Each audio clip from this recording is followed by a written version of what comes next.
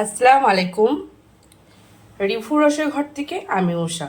আজকে আপনাদের জন্য আবার একটা টিপস নিয়ে এসেছি। আজকে নিয়ে এসেছি এক ডিমের একটা রেসিপি।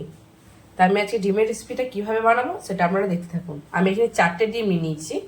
এবার আপনারা দেখুন আমি কীভাবে রান্নাটা করছি।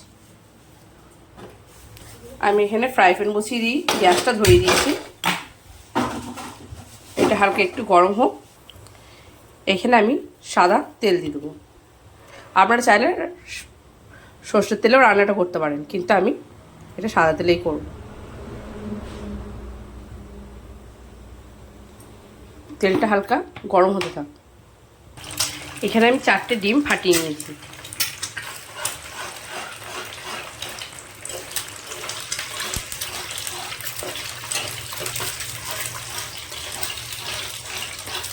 ডিমগুলোকে ভালো করে ঝুরি ভাজা করে নেব।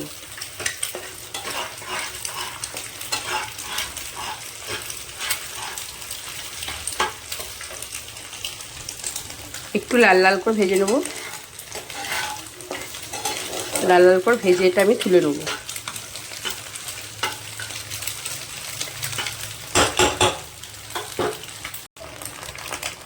এটা অনেকটাই ব্রাউন ব্রাউন ভাজা হয়ে গিয়েছে। এটা আমি এবার একটা পাত্রে তুলে রাখবো। আমি ভাজা ডিমগুলো তুলে নিয়েছি। এবার দিয়ে দিয়েছি অল্প একটু সাদা তেল। এর মধ্যে আমি দিয়ে দেবো কেটে রাখা কাঁচা পেঁয়াজ,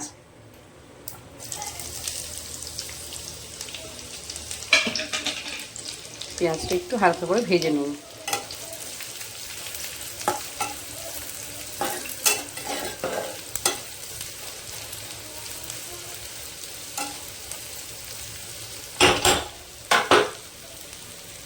পেঁয়াজটা একটু ভাজা ভাজা হতে থাক। পেঁয়াজটা হালকা ভাজা ভাজা হয়ে এসছে। এর মধ্যে আমি দিয়ে দেবো, এর মধ্যে দিয়ে দিচ্ছি আদা রসুন পেস্ট।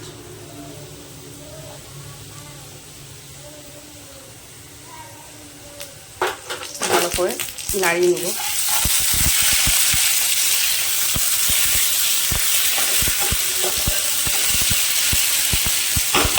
গ্যাসটা আমি হালকা কমিয়ে দেবো।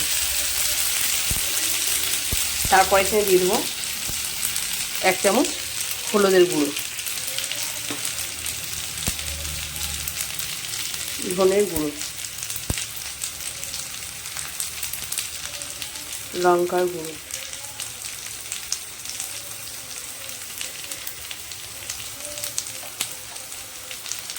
জিরের গুঁড়ো।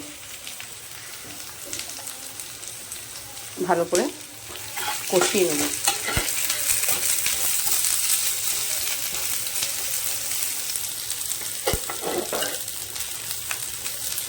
এরপর আমি দিয়ে দেবো পেস্ট টমেটো।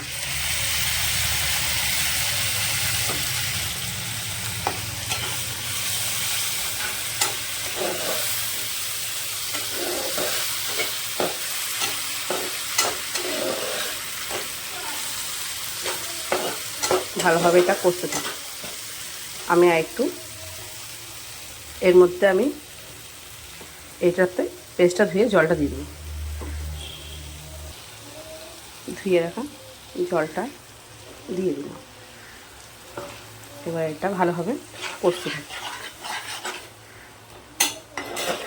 এবার আমি হাই ফ্লেমে গ্যাসটা বাড়িয়ে দেবো।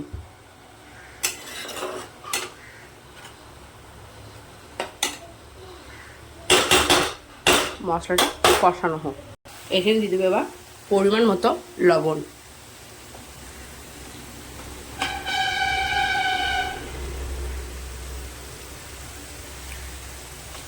ভালো করে নাড়াচাড়া করে কষতে দেবো।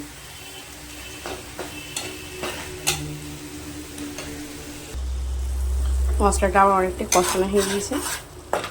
এর মধ্যে আমি একটু হালকা গরম মশলা দিয়ে দেবো।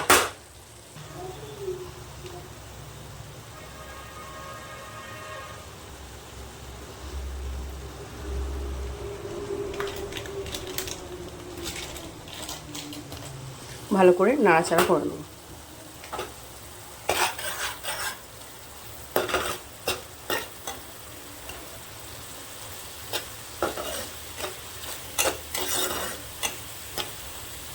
এবার আমি ভেজে রাখা ডিমগুলো সব দিয়ে দেব।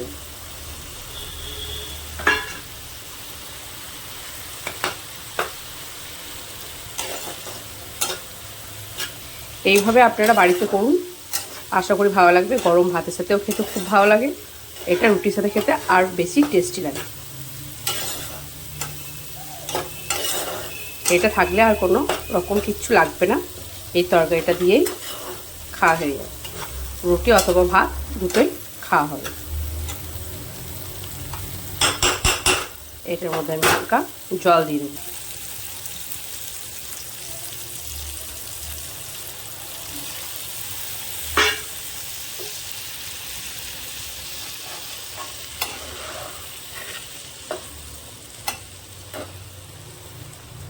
এইভাবে ডিম রান্না করবেন, খরচাও কম হবে, অনেককে খাওয়ানো যাবে।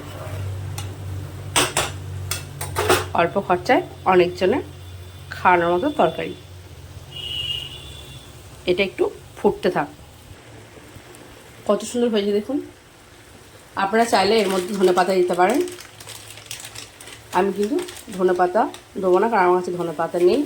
আমার কাছে আসছে ক্যাসুরি মেথি, আমি একটু ক্যাসুরি মেথি ছড়িয়ে দিই। ক্যাসুরি মেথি ছড়িয়ে দিলে এর ফ্লেভারটা খুব সুন্দর আসে। এর মধ্যে আমি আস্ত গোটা লঙ্কা দিয়ে দিই।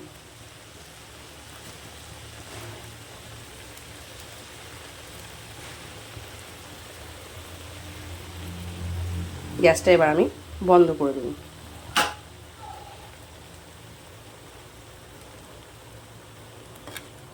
আপনারা বুঝতেই পারছেন কেমন হয়েছে। এই রেসিপিটা যদি আপনাদের ভালো লেগে থাকে অতি অবশ্যই লাইক, কমেন্ট ও শেয়ার করবেন। চ্যানেলটা আমার সাবস্ক্রাইব করে দেবেন যারা নতুন আছেন। আর অনেকে আমার ভিডিওটা দেখতে চান, ফেসবুকে লিঙ্কটা দেওয়া আছে, ইউটিউবে গিয়ে আমার চ্যানেলটা সাবস্ক্রাইব করে দেবেন, আমার ভিডিওটা দেখবেন। আশা করি ভালো লাগবে। এরকম ধরনের নতুনত্ব রেসিপি দেখতে আমার চ্যানেলটা সাবস্ক্রাইব করে দেবেন। এরপরে আপনাদের জন্য আবার একটা নতুন ভিডিওতে হাজির হচ্ছি।